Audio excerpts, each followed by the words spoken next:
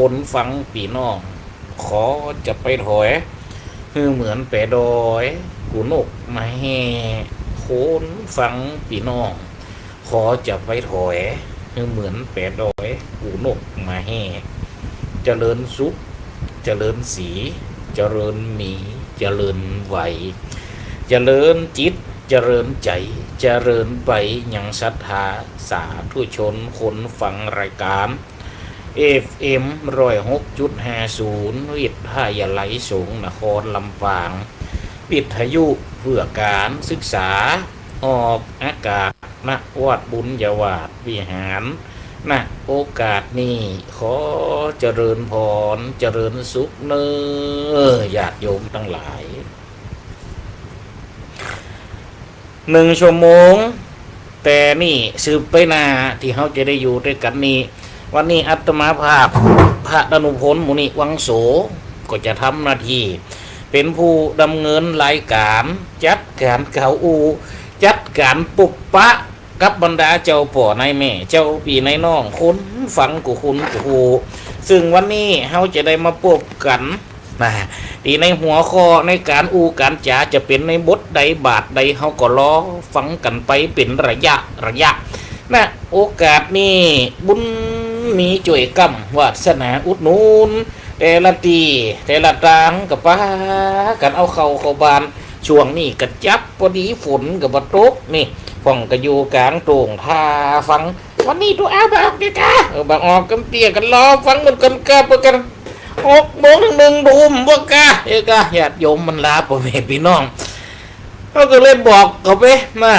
ป้องกันล้อฟังป้องกันติดต่อโทรเข้ามาตะกี้เพลงชาติเป็นยังจกกำเตียกระโทรเข้ามาสำหรับวันนี้ท่านอาจารย์เสน่ห์กาหลงได้ออกเนอะเปิดเจ็บหัวเจ็บเก่ายังเปิ่นหัวนะสตาวันนี้ได้ออกเนอะคนฟังทั้งหลายเนอะเสน่ห์กาหลงเจ็บหัววันนี้จะเอายังหัวออกแทนนะท่านอาจารย์เสน่ห์กาหลงตะกี้กำเป็นยังอีนะกำลังทำมาปิ้นสักมันนี่เนี่ยก้าผมวันกำเป็นยังมาเป็นย้ำคำนี่ถ้าจะเจ็บหัวตะวันเนี่ยโรคภัยไข้เจ็บเกิดขึ้นได้ตลอดเวลาศรัทธาบรรดาเจ้าป่อนายแม่เจ้าปีนายน้องบางพ่องกับไปตอนนั้นกะอาตมาภาพกะแข่งบวมไปหาหมอหลายผู้หลายท่านก็ได้เกิดมาแล้วมันก็เป็นขึ้นมาเนาะโลคาภัยพยาธิอันมาต้องปราดอินทรีย์มันใดมีมันก็มีขึ้นมานะญาติโยมทั้งหลายมันใดมีมันก็มีอยู่ดีมีสุขจัดดีบางเตือบางครั้งขึ้นเหนือหล่องไตเตี้ยวเหนือเตี้ยวไตกำจะหาได้เป็นยังบางเตือบางครั้งได้เป็นกับเป็นมากำเดียวก็มีพนลูเนี่ยญาติโยมทั้งหลายก็ยังกับท่านพระอาจารย์เสน่ห์กาหลงเนี่ยตะกี้กะเปิดโทรมาบอกเปิดตักมาบอกทางเฟซบุ๊กนะสถาบรรดาพ่อแม่พี่น้องเขามาเขากำลังจะออกรายการก็ติ้งขึ้นมาวันนี้กับกำมาฟอวันนี้บัดได้ออกรายการเนื้อแจงบอกสัทธาเอาอาปีน้องตึงหมูเปลี่ยนป้องคนฟังทั้งหลายตีได้ห่วมเป็นมิดเกี่ยวสหายตึงยิงตึงใจคนฟังกูฟูวันนี้กำจ่าพันนากำอูของตุเจ้าตุนนั่นเสน่ห์กะลุงนั่นสถาบรรดาพ่อแม่พี่น้องบะลุงบอกฉันบ่ได้อูอันเวลาเพราะวันนี้บ่ได้ออกแล้วนะเพราะว่าครูบายังสาท่านเจ้าบนเจ็บหัวเนอเสน่ห์กะหลงเจ็บหัวเจ็บเก่าเพราะฉะนั้นเขาก็ต้องอันย่างไปก่อนเนาะเขาได้จะรอฟังอาจารย์เสน่ห์กะหลงด้วยกะมีการเว้นมีการวางไปก่อนในชั่วโมงนี่กูเตี้ยแกกำจะลำมันนี่สักเดือนนะแกตึงเตรียมตัวรอหันแล้วดูเป็นข่าวเป็นเครื่องยังเปิดตรงนี้หังปืนหันแล้วโลนี่อาตมาภาพยังอันออกรายการตั้งเทปนี่มันก็แก้กันแล้วนี่นะออกตั้งเทปนี่เพราะว่าถ้าเขาไม่ได้อยู่เขาติดยังก็เปิดเป็นเจ้าอารวาสเป็นอยู่สายไหนเขาในอยู่สายนอกยังก็มี2 บานถึงวันนี้ยังก็มี3 บานไม่ทราบมากะบานตั้งเหนือนี่ก็2 หมู่บ้านมีการมีงานก็จะเป็นมาห้องหาเขาบ้านตั้งใดเปิดก็3 หมู่บ้านก็โลเนี่ยเปิดก็ห้องหาเขามีการมีงานบางเตือบางครั้งหามือจันวันดีวันจะแต่งงานลูกบ่าววันจะแต่งงานลูกสาวปุ่นจะมาขอหาหัวเลี้ยงหมอนหาหมอนเลี้ยงหัวหาวันไอ้สระตีเซงหาสปะสเป็ดคือใดเนี่ยคือปุ่นก็จำเป็นมาเป็นหน้าที่ของตุเจ้าหรอญาติโยมทั้งหลายเนาะเพราะฉะนั้นกูสิ่งกูยัง วันนี้ท่านพระอาจารย์เสน่ห์กันหลงขอย่ำเฮิมหลอบเน้อบ่ได้ออกเน้อนะศรัทธาทั้งหลายโรคภัยไข้เจ็บมันเกิดขึ้นได้ตลอดเวลาเปิ่นบ่ได้ออกสักคำเปิ่นเจ็บหัวเปิ่นขอพักผ่อนวันนะศรัทธาทั้งหลายลังแต่จะความดันขึ้นหัว เนาะความดันหัวนะมันนึงมีนะอะไรจะเปลี่ยนมันก็เปลี่ยนมานี่อาตมาภาพนี่ไมเกรนศรัทธาโอ้ไปยาที่ไหนกันตึงหายไปกุฏิไปกุฏางไฟว่าหมอที่ไหนตั้งใดรักษาไปหมดไปว่าหมอที่ไหนดีไปหมดยาชุดใดดีกับไปหมดถึงวันนี้กินใดกับยาอยู่ใดกับยาศรัทธาทั้งหลายก็มันเจ็บมันงุบมันเจ็บตามจังหวะหัวใจนะไมเกรนนี่ก็มันตีนมันตุบจดยาเข้าไปเม็ดมันก็อยู่แก้กันโลศรัทธาทั้งหลายนี่เขากับไปหมดกูสิ่งกูยังจะยุกจะยามันเป็นปัญหามันจะอยู่ที่นี่โลกศรัทธาทั้งหลายเป็นปัญหาเกี่ยวกับร่างกายคุณเขากับพยายามปรับหามันเอาโอ้โยมของเขาในตึกเหลือเป็นก็เป็นโรคทุกทุกใจเลยเขากันโรคกระดูกทับเส้นเป็นโรคเป็นเอ็นอย่างหัวตั้งในพุ่นไปพากระตึงหายไปหาวิธีใดกระตึงหายพุ่นไปรักษาที่คูบาตนหนึ่งโอ้ปุ่นย่ำขางโลโอ้ย่ำขางเลยปุ่นย่ำยังได้เอาไถนะเอาไปแจ่ในไฟหันไปใส่ในไฟเงินแดงเป็นลึงปูนโอ้เอากายท่านน่ะสนาทั้งหลายกายในเตาอ่างโล่น่ะชัวเอาน้ำมาเหียนลำมังหนึ่งเอาน้ำเป็นน้ำปุเลยเราไปพอเลยอ่ะต้องบนบนไม่ไหมอันนี้หันเหียโลไม่ไหมเฮาอันบนเอากำมือเขามือกำไม่เฮามือแหงข้างหนึ่งกำไม่เต้าเฮานอนอยู่ลุ่มมันนะสดาทั้งหลายเฮานอนเผือกที่เป็นไม่เต้านะพวกกระเจ้ามาไว้ฮันเพียเปิดเอาตีนจุบน้ำปุเลยสวดมาติดจุบน้ำปุเลยแล้วปุ๊บเปิดเอาไปตีนแล้วเขาไปสวดตีขางไถฮะนะน้ำยังไฟออกบุ่มหยาบเป็นหยำมันละมุดเพื่อเอาไม้ยำติดตัวเขาโลใส่เจ็บแข้งกันยำแข้งใส่เจ็บขากันยำขาแล้วเขานี่กาสัมเจ็บหัวสัมไพลูกปันนี่ช่วงนั้นกำเจวันโกนกำกะไกวันโกนไอ้ตัวผมหางเขียวริ้วอยู่เขาขึ้นสภาพถ้ายำไฟลุกมาปั่นนี่เขามันยำหัวกูนี่บันเหลียเนี่ยมึงเฮ้ยผมกูได้คิวตึ้งไปยังบนเผาขนหนูเนี่ยมึงเฮ้ยกะเอาใจเนี่ยเนื้อฟันหน่อยกับจังพี่เขาไปเลยตัวพี่เขาไปเลยฝั่งเตียบะฟอรายการกับบ้าเฮ้ยกะมาตีนยำขางแล้วมาใส่หัวขี้ยำพอ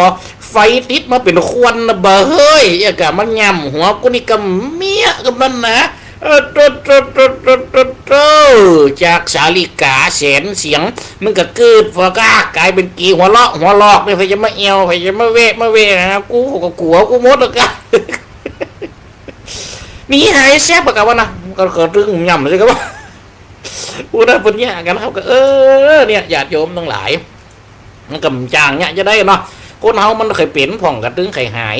โอ้มันถึงมีสปะมันถึงมีสเปดโลสตาทั้งหลายคนเฮานี่เป็นอย่างกระโตก็ต้องได้รักษาตึกเดียวสมัยแต่ก่อนยุคโควิดมาใหม่ๆสถาบรรดาพ่อแม่พี่น้องโอ้ไปไหนก็ยากแม่นก็จังหวัดลำปางเขาเข้ามาเตี่ยแรกนี่อัตมาภาพอยู่เจียงโฮมเป็นได้ยินข่าวปุ้นเป็นกันเมียงเงาบนเตี่ยแรกก็ตัวอยู่โต๊ะเจียงโฮมเพ่อะประตูปิดบานล็อกประตูแน่นแก็บละไปบินทบาทกำจะได้บินเป็นจะให้บินนะด้วยเอาปิดเข้าไปอย่างเก่าเลยบัดต้องมาบินทบาทในระหว่างมาติดโควิดนี่นะโอ้เพราะอีเฮ้ยกุ้มได้กินยังไงป้ายแอนเขาวัดสถาบรรดาพ่อแม่พี่น้อง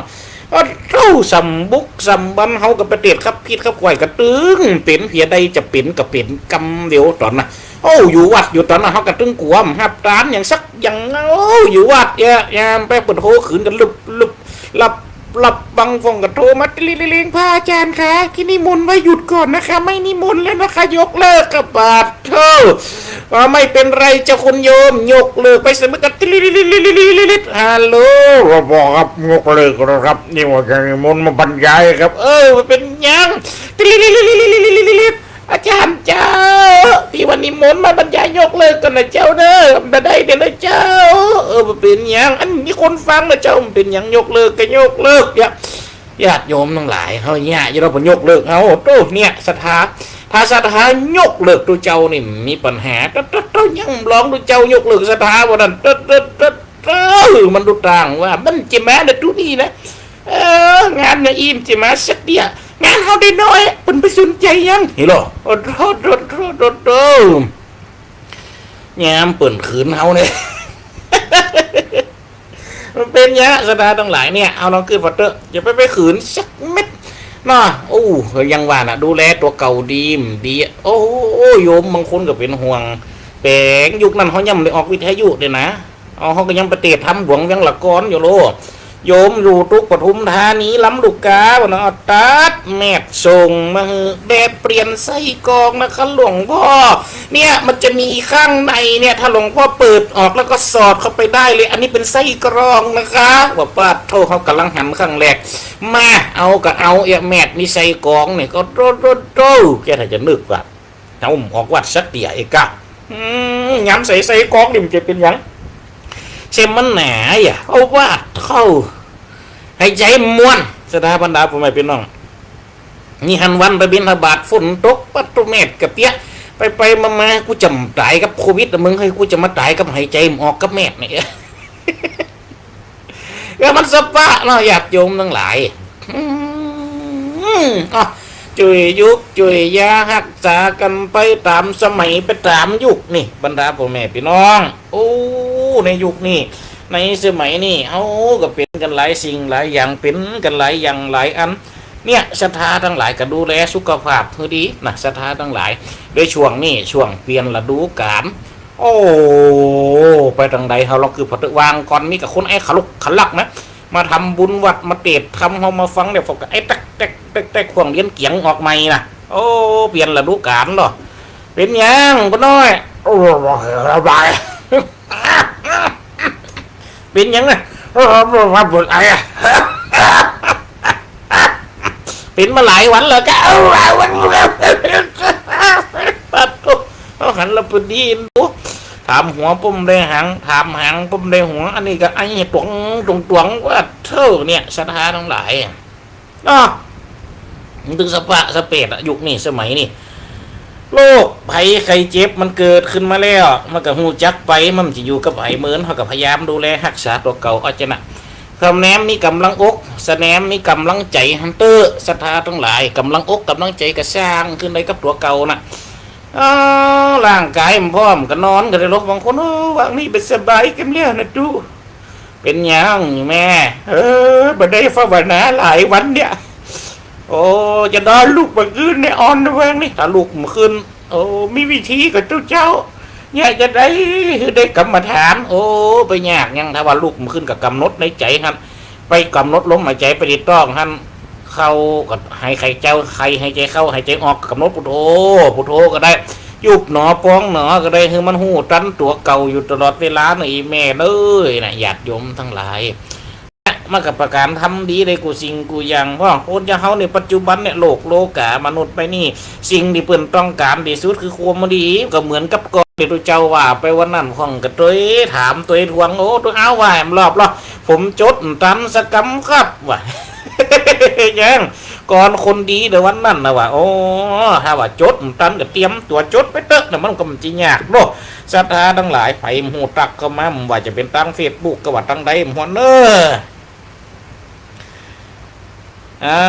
หมู่ตั้งเฟซบุ๊กก็ว่าตั้งไลน์นะก็มีคนตักเข้ามาตั้งชวดกันเนี่ยโอ้ก็ค่อยฟอคือปุ่นให้กำก่อนจะเดินพรวันนี้กัน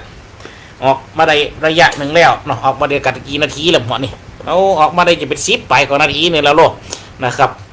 ท่านต้อมเบิกตักเข้ามาแล้วก็โน้ตบุ๊กนะครับตั้งเฟซบุ๊กตะกี้กระเด้งแล้วกันนึงนะมันจะกระสดแม่มะกระฟอกระคอความเก่าว่าถ้าจำจะเป็นไตอันนี้ถ้าจะเป็นอินเทอร์เน็ตเฮาเดี๋ยวนี้เนี่ยญาติโยมทั้งหลายเนาะจะเป็นอินเทอร์เน็ตเขาเนี่ยอันในเวลาการการจ่าเนี่ยที่เขาได้มาปุบปะกันเนี่ยที่ตัวเจ้าไปวันนั้นเนาะแม้นไม่ได้เป็นภูเขาที่สูงใหญ่นี่เป็นเนินดินก็ได้ให้เด็กเล่นอันนี้อ่ะไม่รู้วันนั้นฟังเอาเนอะแม้นไม่ได้เป็นภูเขาที่สูงใหญ่เป็นเนินดินก็ได้ให้เด็กเล่น แม้นไม่ได้เป็นพระจันทร์ในวันเพ็ญเป็นหิ่งห้อยให้คนเห็นก็คือกันความจริงว่าเป็นกามอีสานหรอกเป็นหิ่งห้อยให้คนเห็นก็คือกันนะสถาบรรดาพ่อแม่พี่น้องว่าอีหรอแม้นไม่ได้เป็นไก่ KFC ขายในห้างเป็นไก่ย่างขายข้างทางก็สุขสันต์เป็นอะไรยังก็ได้บ่สำคัญเป็นคนดีก็คือกันเท่านั้นพอบนมือกำของเปิ้นโลกอันนี้เป็นก้อนของทุเจ้าอีสานเปิ้นว่าฟังแม่นบ่ได้เป็นไก่ KFC ขายในห้างเป็นไก่ย่างขายข้างทางก็สุขสันต์เอามาฟังกำหมูนี่จัดซึ่งนะแม่นมาได้เป็นภูเขาที่สูงใหญ่ เป็นเนินดินก็ได้ละอ่อนเล่นนะเป็นหม่อนน้อยๆก็ได้ละอ่อนขึ้นเล่นหยับขึ้นลุ่นลุกตุบตุบตุบตุบเอาไปพอแล้วเขาก็เคยไปเตะมันมีบานนันบานหนึ่งเป็นบานโดยโอ้ละอ่อนผลช่วงนั้นเขาไปเตะฝนตกหรออ๋อมันเป็นหน้าแรงอย่างเงี้ยนี่มันวางก่อนทางเป็นฝุ่นอยู่อ่ะจู่ๆฝนมาตกอ้อยอ่ะตกกระตกนักกำว่าตกมาให้ดีอ่ะโตเขาไปฟอเตอะเกาะนั่นบ่อนน้อยๆคางโรงเรียนนั่นละอ่อนเท่าขึ้นเล่นกันเอาก้นเถออย่างกระดานลื่นนี่ปะตบจัดกันลงบนหัวมันทั้งโหกันสู้กับคนกันยาลงไปนะ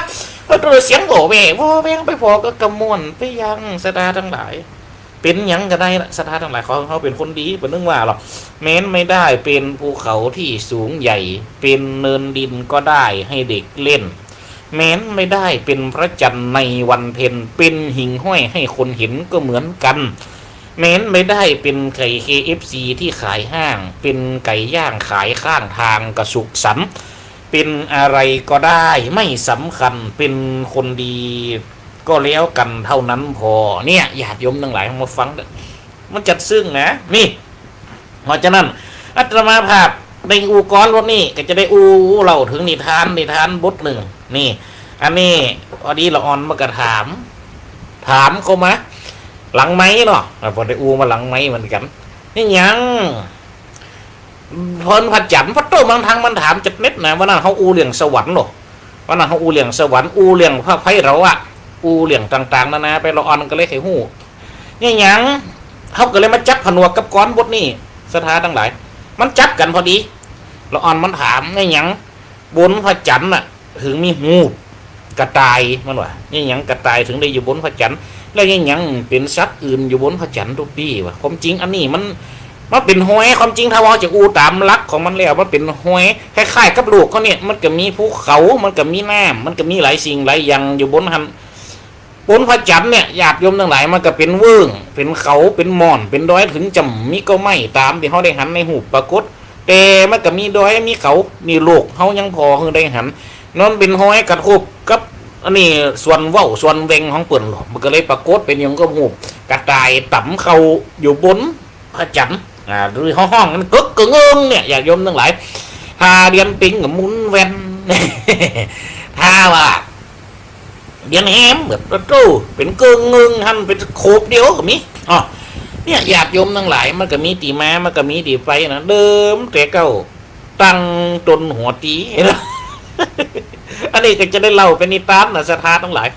นี่ก็แปลว่าอย่างนี้โนเนี่ยแปลว่าไม่ทานะก็แปลว่าให้ในสิ่งที่ไม่มีเนาะอย่างเงี้ยสถาทั้งหลายมันง่ายดิมันมันเป็นกรรมบนเล่านิทานปรำปราที่เป็นเล่ามาสืบต่อกันมันมีเนี่ยหาหลอดติงติงติงติงติงติงติงติงติงติงติลิลิงติงติงติงติงติงติงติลิลิงติงติงติงติงติงติงติลิลิงกาลครั้งหนึ่งนานมาแล้วณท้องฟ้าอันกว้างใหญ่และโลกมนุษย์อันไพศาลนะสถานทั้งหลายครั้งนั้นเทวดาล่ะก็คือเทพธิดาอันอยู่บนสวรรค์จันทร์ฟ้าได้รับองค์การจากเทพพระเจ้าลงมาสู่โลกมนุษย์โลกาเดินไถ่ไปตรวจทวีปทั้งสี่ไปซ้อหาอันยังกระตามเตอะ ที่สามารถสละชีวิตขึ้นมาได้อยู่บนดวงจันทร์นี่ใดคือมาประจำกับเน้อมาประจำเป็นนางจันทร์นี่กำว่ะโตนางฟ้าได้ยินจะอันครับคำสั่งของพระอิศวรตนเป็นเจ้าลอยละลิวเหล่าลงโลกโลกาติวลิวมาสิวลาลิวปานเก่าจากสวรรค์แห่งห้องนั้นเล่ามาสู่โลกนอนเมืองคนปิ้งลงมาอยู่โลกมนุษย์หรอกนะตัวไปไล่ถ่ายไปไล่ถามชัดสิ่งหิงห้อยในยุคนั้นยังเป็นยุคดียังแบบมีอันนี้กำเตียยังเป็นยุคที่คนอาศัยกำเตียญาติโยมทั้งหลายยุคที่ยังมีคนเดี๋ยวฟังบนว่านะสถาทั้งหลายเป็นเรื่องเขาเทพพระเจ้าบนเต็งตั้งสร้างโลกโอ้เป่งกึกกระเงิงขึ้นมาแล้วมีนางจันแล้วโอ้จะเอาหยังไปเป็นหูบนหันมันงามแต่จะต้องเอาหยังมาใส่เป็นหูเห็นลักษณะจะดีนี่เอามันขึ้นยังมันได้เนี่ยญาติโยมทั้งหลายก็คือนางฟ้าลงมาไล่ถามเหมือนกันโตนางฟ้าตนเป็นเจ้าลุงเหล่าสู่โลกโลกาโตเหาะสอดต่อยาเนี่ยโลกโลกาเมืองคนต่ำไตปิ้งอันตัวเรานี้เป็นนางฟ้าจากสวรรค์บัดนี้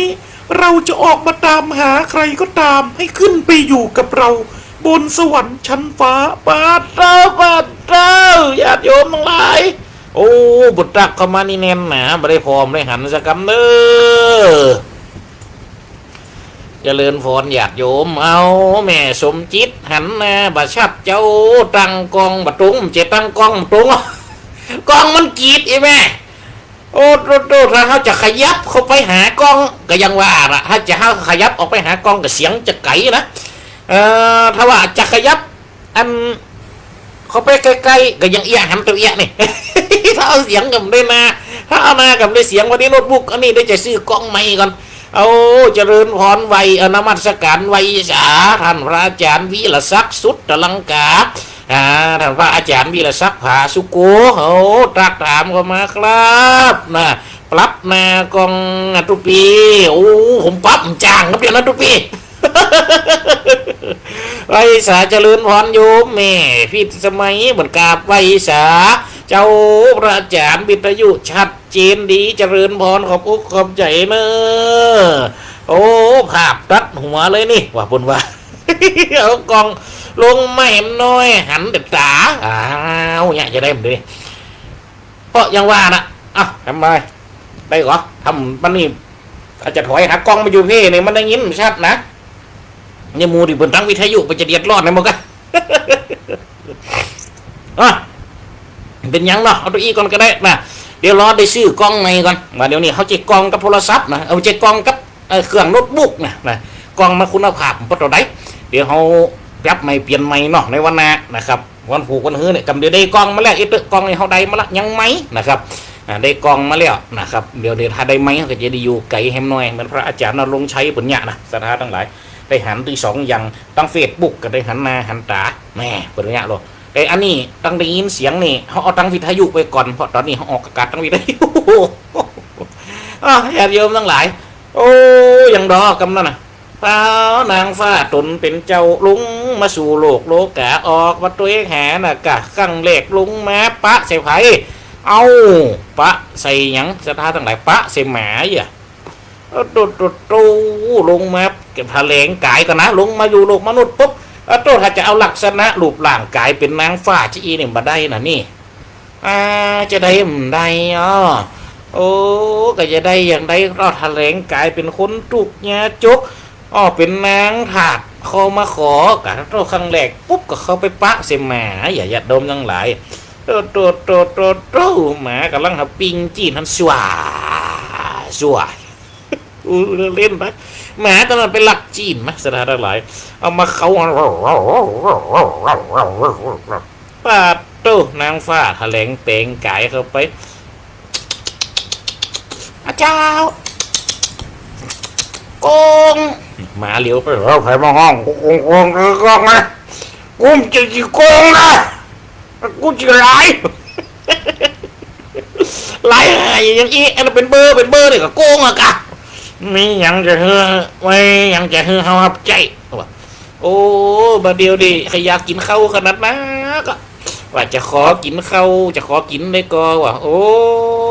ไอ้หยังหอมสัวหอมสวดนะว่าหมากับจางว่าจะขี้จี้เนาะก็ตัวขาลังที่จะได้กินฮันแล้วแงกับหมอกจีนตีนเดียวผมได้อ่ะอันที่ทราบเรื่องตะกี้โอ้มใจยังโลมันเป็นกนี่ข้าอยากว่ะมันเป็นเกือบข้าอยากว่ะป้าโตเนี่ยสถานทั้งหลายหมาก็เลยทำเป็นทอดเกือบมือนางฟ้าโอ้นางฟ้าก็ขอกินหมาก็แช่มาเอาแคปเอาเกือบมือในนางฟ้าก็หับนะหับมาหมดเอาเนี่ยตั้งในหันมาสถานทั้งหลายหมาเล่มได้เสเกือบเป็นว่าป้าโตแต่ฟองเล่นว่องกันเนาะเนี่ยสถานทั้งหลายเราขึ้นหัวเตอไปแหมอะกะไประหว่างต่างไปปะเสียยังสถาบรรดาพ่อแม่พี่น้องไปปะสิเป็ดนี่เป็ดเดินทางปะปิอยู่หันโอ้ไปไหนมาโอ้โดแม่เลี้ยงย่างจับงามแต่ว่ะเอามากูเป็นแม่เลี้ยงกูทุกจะตายด้วยกับแม่เลี้ยงจะเราฝลูกด้วยโกนเป็นเส้นเป็นสายนั่นขอสักตัวมันเลยก็อยากกินข้าวแล้วมาปากมาดีนะเดี๋ยวกูจะแหกเขาว่าแบบปัดโตเนี่ยสถานทั้งหลายเป็ดตืบตีนไหลบะนี่เลยหนีไปอย่างเนี่ยสถานทั้งหลายเขาต้องเกิดพัดเตอไปขอก็ปลูกเป็ดกับมือเป็ดอนุญาตเดินทางไปแหมเนี่ยสถานบรรดาพ่อแม่พี่น้องไปหันใส่หมู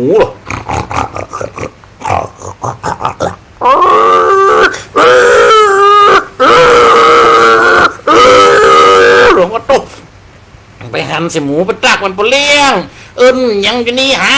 ปอดมาห้องโว้ยังเนี่ยเขาหอมได้กินกันเพื่อนนี่แต่เจ้าก็อยากกินข้าวก็จะขอมยังกินตัวเองได้ก็ไม่ได้มียังกูยังได้กินห้องนี่อ้วนนี่ยังบ่เนี่ยสถานทั้งหลายไปขอกับหมูกับเดินทางไปแหมป้าโตสถานระหว่างทางไปปะเสกไก่ล่ะไก่ปุโจมซัมโลเต้าขึ้นเกาะอยู่ป่ายก็นี่ปุ่นไม่ปุ่นกับแม่ชายกับฉลังขันหรอ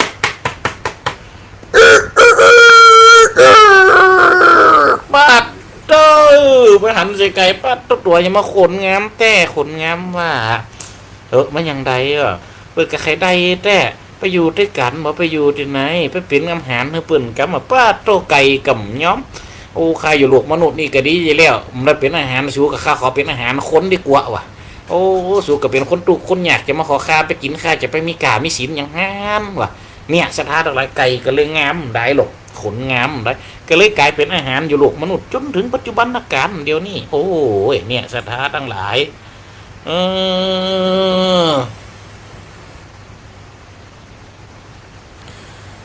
วันที่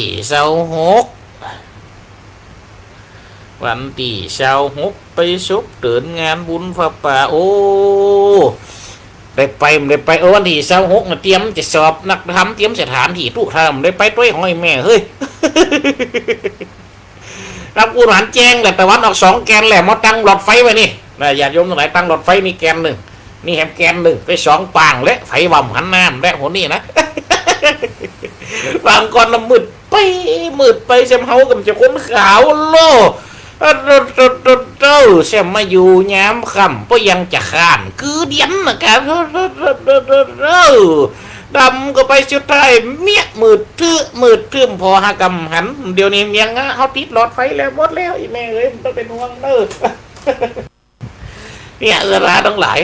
อันนี้ไปจะไปกินไปร้านโลนี่นะคนแม่สมจิตปกติตักมานี่แม่สมจิตอินทรวิจิตตักก็มาทางเฟซบุ๊กไล่เนอะญาติโยมทั้งหลายโอ้เขาไปขอหมูขอไก่แล้วก็เป็นกันก็เลยไปขออย่างขอแมวไปปะเสียแมวหรอแมวโอ้อันนี้จื่อแมวแบบครับมาหูจีไหนโอ้ก็ว่ามาสุดตังนี่ซื้อกระจัดลวกอะไรวะมีอย่างฮะวะมาเดียวข้าเป็นคนดูคนเนี่ยข้าขอสูไปเลี้ยงเลยก็ไปได้ก็ได้ขนาดตัวยังท่วมละอย่ามาขอเขาไปเลี้ยงเขาไปอดไปอยากเลยเอาไปยังโอ้เมียวกำไปแฮมไปแฮมกำนั่นสตาร์ตั้งหลายเตียวตังไปกับไปมองไหนกับไปแฮม ก็ตู้ไปปะเสตึกฝ้าอ่ะโอ้ก็ไปตักอันโลจะไปไหนนั่นวะโอ้จะไปตีนฟ้าสุดปุ่นแน่วะเขาโอ้จะไปตีนฟ้าสุดแล้วมันได้มันจะไปเขียวนะว่าโตยังจะไปกินเขาง่ายไปแฮมซ้ำหมดวะตึกฟ้าไปกับUN เอาไปได้ค่าบ่ค่าจะป้าไปเดินค่าเป็นคนดูคนอยากไปเรื่องอย่างนี้กูจะไม่ได้สูกากูเป็นคนเดียวนี่กับอิดว่ะเพราะเพราะข้ามย่างว่ะป้าตัวตึกเดียวมันนี่มันได้ตึกฟ้ามันได้ยังUNก็ไปแฮมสถานลัดตรงลัดมาไปปะสิจุงจีมาโอ้กิ่งขี้เบามันขลึกโตกว่ากายนางฟ้านางฟ้าก็หันใจโอ้อันนั้นเราไปหนอนะมนจะดีกึดในใจว่ามลังจุงจีฮือในนอนอันนี้มลังดวงจะสมพงษ์กันนี่โอ้มลังจะได้อ้อมขี้เบาไปใส่ในดวงจันทร์แน่นอนนะว่าป้าโตจุงจีกับกิ่งมาขลึกตักถามโอ้อันนั้นไปไหนนะวะโอ้ข้ากำลังหากิงอันนี้ไปนี่มีอย่างหาว่ะโอ้ข้าจะขอให้ได้ก่อว่ะข้าจะเอาไปไว้โอ้ไปใดจะได้นี่จะมาเป่งเสาวิหารซ้ำมาโอ้โหมนเนี่ยคุมลุมจะไปเป่งเสาวิหารมันจะไปดีอย่างเราไปว่าไปเลยยังเงาซ้ำจะไปตักเอาแหมซอกนี่ว่ะป้าโท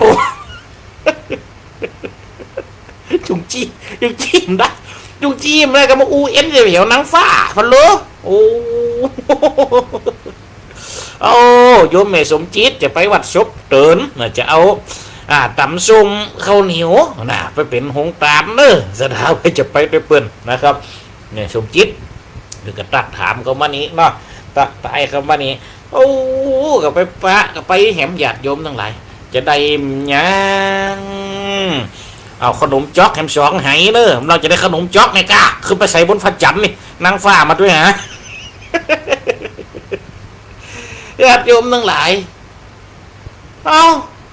ไปปะจุงจีกับปะแล้วจุงจีกับฮือเอากระเดินตางไปแหมสถาทั้งหลายไปปะสิป่าลูกเนี่ยสถาไปปะสิป่ากระถามโอ้รูป่าเฮ้ยว่ะข้ากับเป็นคนตุกคนยากแกเดี๋ยวนี้อยู่คนเดียวมีใครอยู่ด้วยเอาป๋าไปอยู่ด้วยก็โอ้เลี้ยงอย่างจะไปอยู่ในหน้านี่สบายจะตายใครรับก็ได้รับใครได้นอนก็ได้นอนเนี่ยเขาถึงจะอยู่เนี่ยว่าก็เจ้าเลี้ยงไปอยู่ที่สูเขาจะไปยังหรอป๋ากับไปด้วยเอาเนี่ยอย่างดอกำนันไปพันสิจีหีดแล้วกัน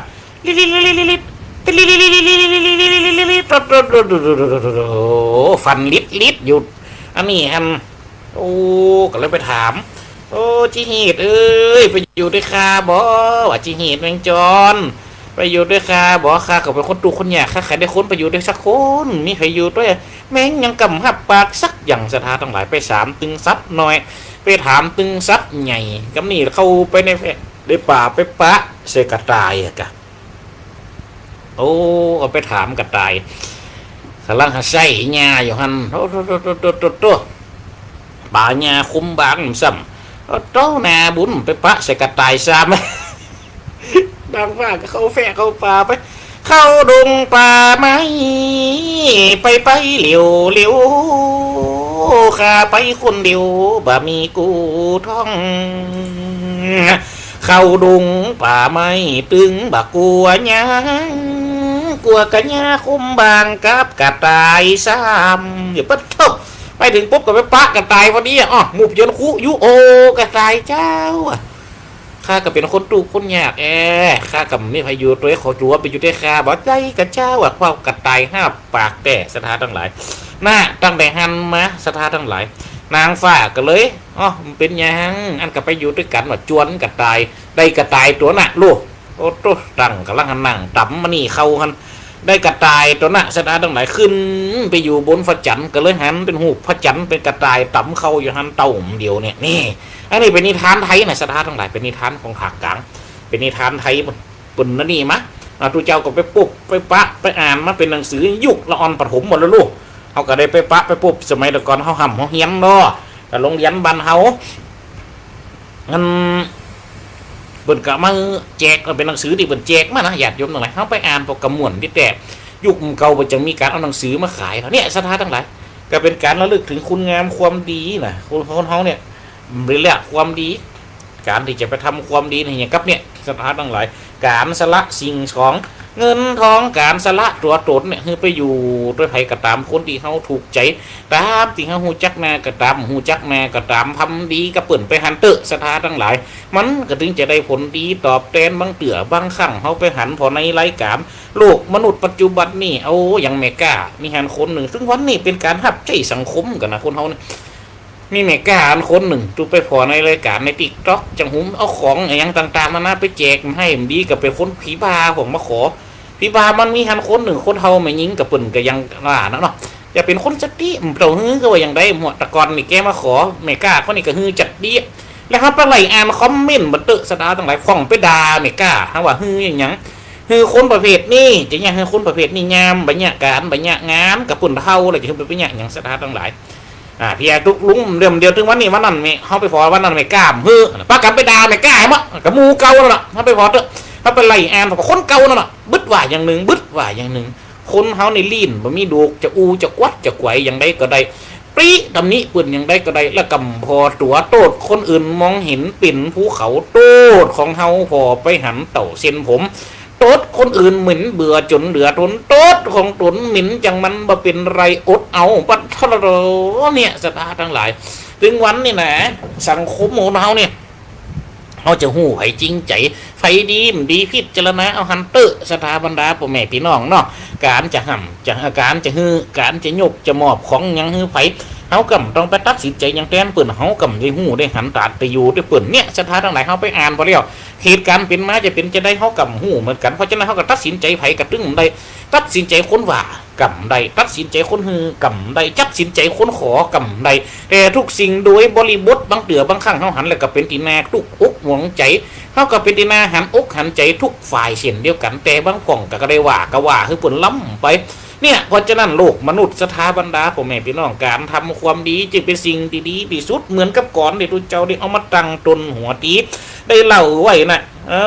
แม่นบ่ได้เป็นภูเขาอันสูงใหญ่ภูเขานี่ใหญ่เป็นนี่เปิ่งปะอาศัยหากไม่เก้าดอกได้อยู่ได้กินหากจุ้มลงไปสัดใหญ่สัดน้อยเป็นตีอาสไลเนี่ยสถานตรงไหนยิ่งใหญ่ก็ยิ่งกวางยิ่งเป็นตีพักพิงอาสไลปลายป้อเป็นตีหาคบหากินของคนถั่วไปแหมกำภูเขาเนี่ยนะถึงได้เป็นภูเขาอันสูงใหญ่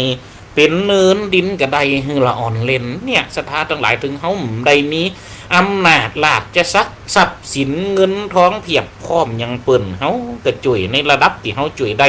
จุ๋ยน้อยๆจุ๋ยนิดๆจุ๋ยนิดๆแต่ก็จุ๋ยมันทำดีไปใจบาได้ทำเหมือนน้ำน้องหาใหญ่ไหลทะลุทะกะกะทำฮือมันดีทำฮือมันงามทำกันไปเหมือนน้ำจิ้มซ้ายออกบ่อเนี่ยฮือบุญของก่อนักหลายแม่นก็แม่นสถาทั้งหลายอ้อ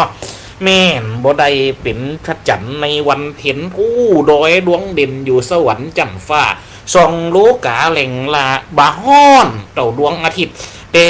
ก็มีฤทธิ์คือคนในหันยิ่งวันเดียนเป็งซ้ำให้พอไปทางใดก็งดพอไปทางใดก็งามพอเขาบานกับบานงามพอเขาแฝกกับแฝกงามพอไปต้านกับปิงลึ่งพอไปตุ่งพอไปน้าตามคณะกับติ้วไตได้อย่างสบายเนี่ยอยากโยมทั้งหลายดวงใดดวงจำลูกเปิดก็มีฤทธิ์ของเปิดแพรถึงเขามีป่านดังดวงจำสถาบรรดาพ่อแม่พี่น้องกระปินหิงหอยคือคนหันก็ยังใดอยู่โลกมีเสียงเหมือนกันถึงโลกเวลานั้นจะมืดมดวันตีพระจันทร์มีแต่มันยังมีหิ่งห้อยคนเฮาก็เช่นเดียวกันสถาทั้งหลายบ้านเมืองเดือดร้อนถึงต้องการจะช่วยเหลือตามเฮาก็เป็นหันอยู่ในแสงหนึ่งคือคนได้หันแสงคือคนได้มีกำลังอกกำลังใจโอ้น้ำท่วมลูกตัวว่าโตปุ่นออกกุ้งตีนใจค้าประเด็นซ้ำบ้านเปิ่นได้อยู่หลังคานะว่าโอ้นั่นนะกะแฮะจะเนี่ยอย่างใดที่กันนะบัดเดียวนี่บะมีตีอยู่บะมีตีกินเอาไปเฮาปากันเอาของไปบริจาคเปิ่นไปแล้วตั้งการเปิ่นมาช่วยว่าตั้งการจะไปช่วยให้ตั้นยังไหนจะงบผันลงมาแหมไหนจะต้องไปซื้อของแหมแป้งบาดเดียวนี่เขาก็จำเป็นเนี่ยกำกินกำครบไปส่งให้เปิ่นเนี่ยก่อนก็เหมือนกับหลวงป่อหลวงปีไหนวัดหลายวาที่ได้ออกมาตามตีน้ำท่วมที่เฮาหันกันนะโอ้คนเฒ่าคนแก่บางคนอยู่จองอยู่บ้านโอ้ ศรัทธาทั้งหลายมีวิธีจะลงไปเฮียกับมีโลกกับหมูทุกเจ้าน่ะไปจ่วยกันพอเผาดูแลเขาเอาน้ำไปส่งบ้างของก็ยังมาโจมตีมจะเป็นหน้าที่ของสงฆ์ก็เป็นหยังศรัทธาทั้งหลายตัวจะเป็นดวงจันทร์ก็เป็นไปอันนี้เปิดกระทำหน้าที่แห่งหิงห้อยได้คือกำลังใจคนนี่ยามมืดได้หันมีแสงกับพอศรัทธาทั้งหลายกับป๋าตาผมจะบอดไปโลกมันก็ถึงมันจะมืดมิดปันใดก็ยังได้หันแสงไฟกับปอทนคนเขากำจะตายกันเนาะมันก็น้ำท่วมก็ยังมีชีวิตอยู่หรอกได้กินข้าวสักขาบได้กินน้ำสักขวดดิทุเจ้าเอามาส่งฮือเดี๋ยวคนรวมหันรวมกันหันกะเอามาฮือก็ดีอกดีใจโรแมนก็ศรัทธาทั้งหลายเนี่ยแสงหิ่งห้อยในย้ำมันแยมแสงหิ่งห้อยในย้ำมืดแม่นก็ศรัทธาทั้งหลายถึงได้เป็น KFC ที่ขายห้าง KFC นี่เป็นไก่ศรัทธาทั้งหลายขายห้างดังๆปุ่นโอ้ตัวตาล่อแหกตัวตานี่ปุ่นมันว่ากาที่เป็นขายเป็นถังน่ะถัง300ปลายก่อนนะที่มีครบส่วนน่ะมีขามีปีกมีอกนี่ศรัทธาทั้งหลาย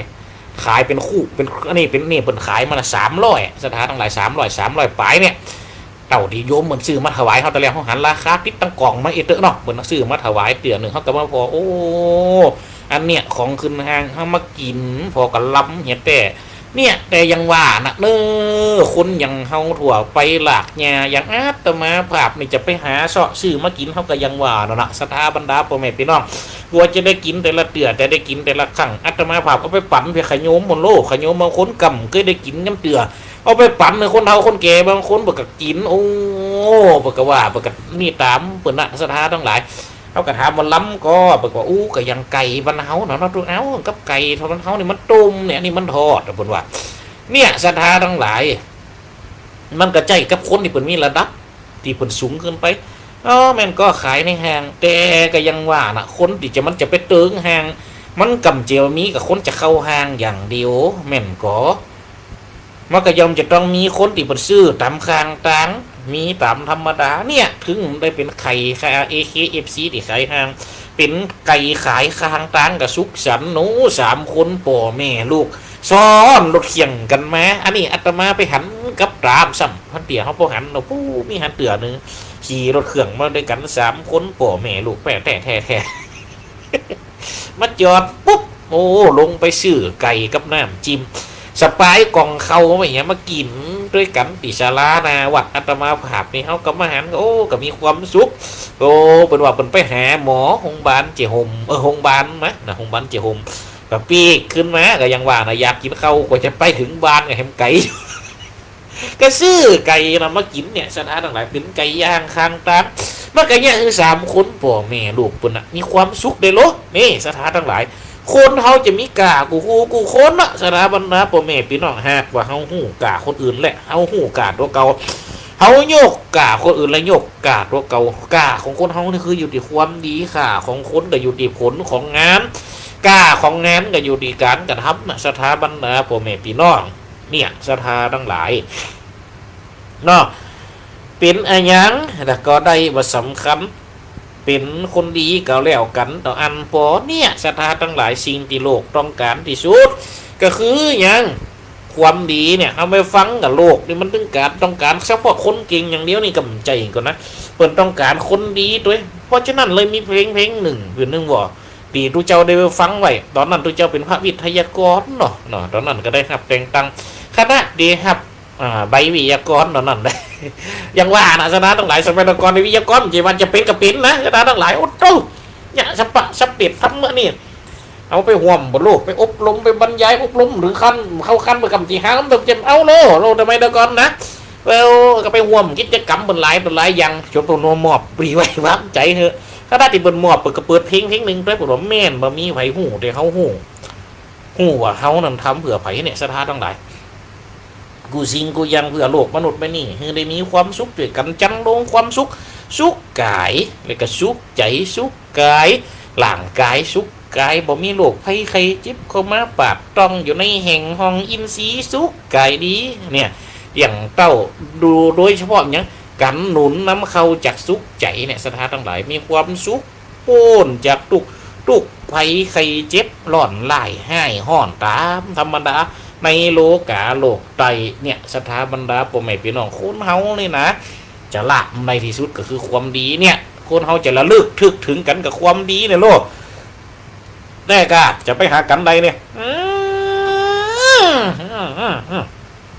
กูได้หู้ข่าวมันเนี่ยมันจะได้ตัวโอ้อีนั่นนะจะบอกคืออยู่โรงพยาบาลปุ่นนะมันจะได้ก็ตัวจะไปเอวมันแล้วเลี้ยงเนี่ยมันจะไปเอวสมัยตะก่อนนะโอ้แม่อยู่ไกลกันรถเกี่ยวเข้านาเปิ้นนะจัวจะไปไกลนะมันจะได้มันควรแน่น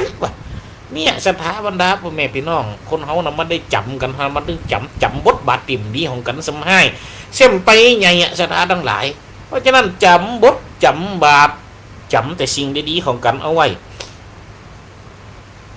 แม่นก็ล่ะ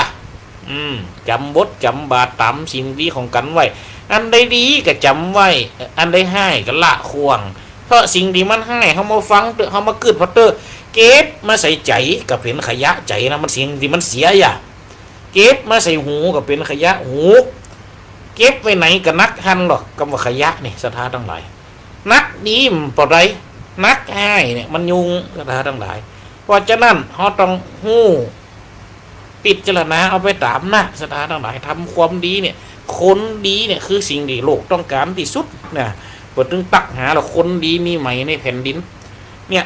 คนดีเนี่ยคือสิ่งที่สำคัญสถาบรรดาพ่อแม่พี่น้องเอาต่อไปอาตมาภาพก็จะได้เปิด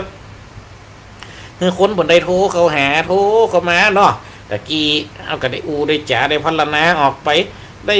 หมอกพอสมควรเนาะสถาบรรดาพ่อแม่พี่น้องเดี๋ยวนี้เขาก็จะได้เปิดสายให้เปิดได้โทรเขาหาเนาะ0857245094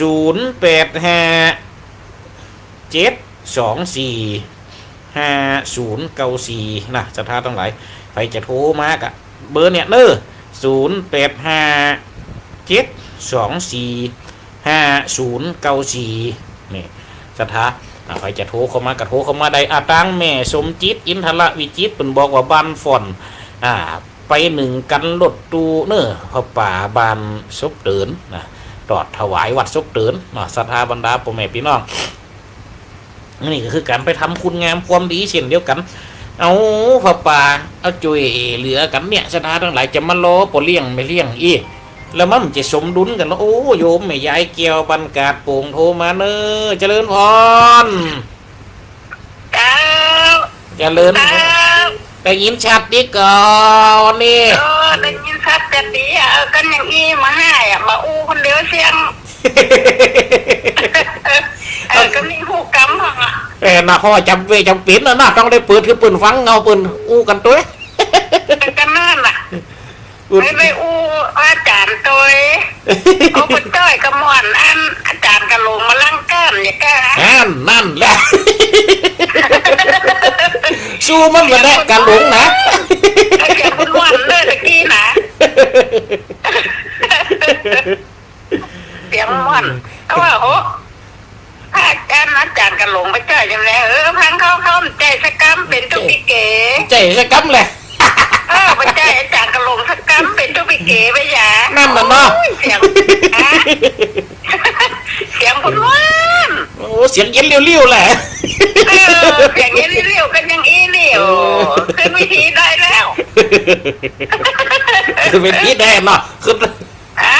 ป็นที่ได้จะนี่เนาะแข่งอาจารย์กระหลงได้ละ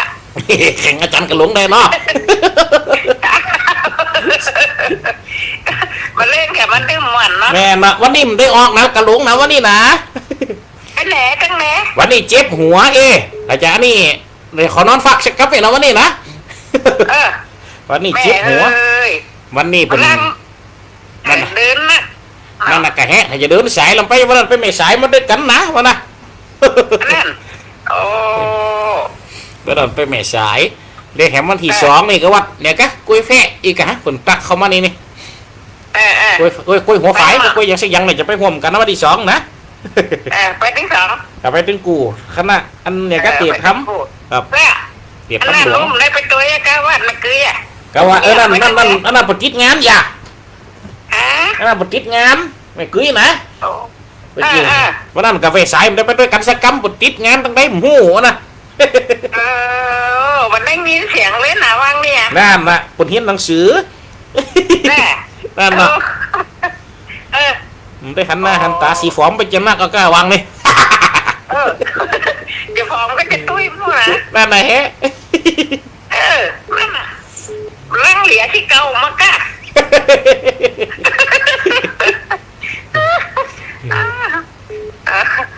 อันเตี้ยนะเป็นกำลังใจให้นะ สาธุเจริญพรนะโยมแม่เด้อ จ้าแบ่งพละให้กันของนี่ไม่ใช่ กูตีเอาคนเดียวเหี่ยวมดนะสาธุเจริญพรเด้อ ก้าวกับภาษาเจ้าท่านพระอาจารย์ สาธุ แม่ทุกเกี้ยวบ้านศรีละพรสีเตี้ยมันโฮงหลับปูนเพเด้อ โอ้บ้านหงลำปูนเลยแม่ยังกะ แม่สุกแก้วเจ้า แม่สุกเกลนะครับเนาะ ฟังอยู่เด้ ค อ รับเจริญพร ฟังอยู่ โอ้ได้ฟังธรรมะธรรมโมจากท่านพระอาจารย์เมื่อค่ำยามคืนนี่แหละโอ้จุกอกชุกใหญ่เด้อเจ้า สาธุเจริญพรเด้อ ชัดเจนดีเด้อ ชัดเจนนี่เนาะครับต้องพูดฟังของ ชัดเจนเกี่ยวไปเลยเด้อเจ้า ครับผม ดับไฟสา เจริญพร จัดดูเจ้า สาธุเช่นกันคุณโยมแม่ เจ้า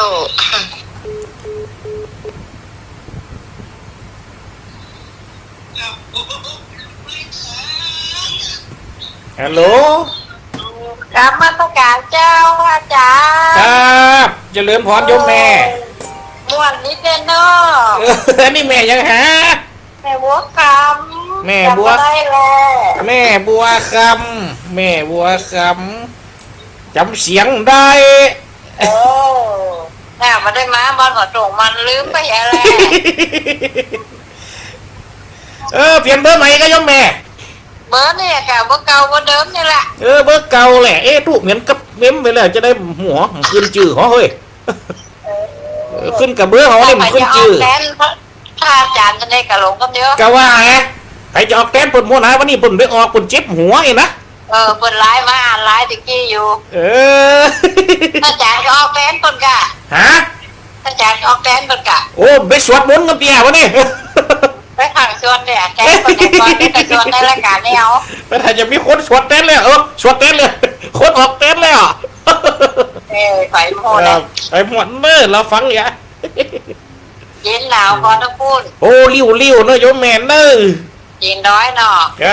โปรโตตังเฟแซมไก่ด้วยนะท่านอาจารย์เสน่ห์กับลุงแซมไก่กว่า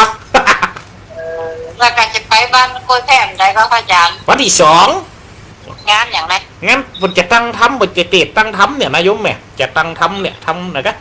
ทำมหาจักรทรงเครื่องเนี่ยจะไปเตะนะ กี่โมงเจ้า ตอนบ่ายนะผมว่านะเข้าบ่าย ย ถ้าขึ้นบ่ายกับประมาณสักเลี้ยวสัก3 โมง 4 โมงเนี่ยประมาณเนี่ยโยมแม่ เดี๋ยวทานนี่เวลาถ้าเราได้ไปไหนจะชวนเขาแบบไปหา สาธุ เจ้าสาธุเจ้า เจริญพรนะโยมแม่เนอ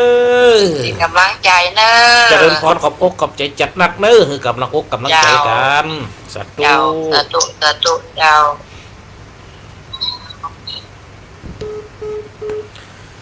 อันนี้ก็เป็นโยมแม่หลายผู้หลายตันที่เปิ่นได้โทรเข้ามาอูจ๋าก็มีบางพ่องเขากำได้หับกำเตียเนื้อพอเปิ่นโทรมาจนกันนะเขาก็จำเป็นจะต้องได้อูนี่ให้ก่อนโอ้ต่อไปแม่ยายพรร่องบัวแดงเจริญพรโยมแม่เนอะ นมัสการเจ้าอาจารย์ เจริญพรเสียงได้ยินชัดที่ก่อ ฮะ ได้ยินชัดที่นอ ไก่มันดังเลยดีอ่ะ ฟังฝ่ายหินนี่ดังจัดดีแหละ ตั้งไปอู้หน่อยอ่ะ เอ๊ะ ได้ยินแล้วนี่เนาะอันนักปุ่นหนาวหรอก้านักปุ่น ตั้งหัวเดียวอ่ะ โอ้สักเม็ดเนอะมีก่อนักปุ่นโต๊ะกำโต๊ะกา มันนี่เดี๋ยวอ่ะ ตั้งเฟกไงย่างเป็นหลายวันแล้วนะหนาวแล้วนี่ตั้งเฟกเนี่ยหนาวอ่ะเดี๋ยวนี้นะริ้วละ แล้วถ้าไม่หนาวก็เปิดพัดลมอยู่ดีเนี่ย ไอ้นี่ฟาดิตุอยู่ห้องที่อัดเสียงเนี่ยถ้าเขาบัดปิดห้องเน้นได้อยังว่านะ เสียงกวนฮัลโหลฮัลโหล โอ้ฟังอยู่เลย เจริญพรเลยครับหายไปจัดหลายวันแล้วพอสมควรเนาะ โอ้ได้ผมก็โทรหาอาจารย์ลูก เออแน่ ผมก็โทรหาอยู่เพราะว่าผมก็เป็นห่วงท่านอาจารย์ก็ก็เข้าท่านอาจารย์ผมจะบอกให้ว่านะในวัดที่ท่านอาจารย์อยู่นะคือเก็บสตังค์ที่เขาตาเข้าเด้อคนละ50 บาทเด้อถ้ามาเก็บเลี้ยงไก่นักเลยเด้อเลี้ยงไก่นักน้อยถึงมันก็ยิกเข้ากินกิ๊ก โอ้โหเวียงอะมันพิจิตราก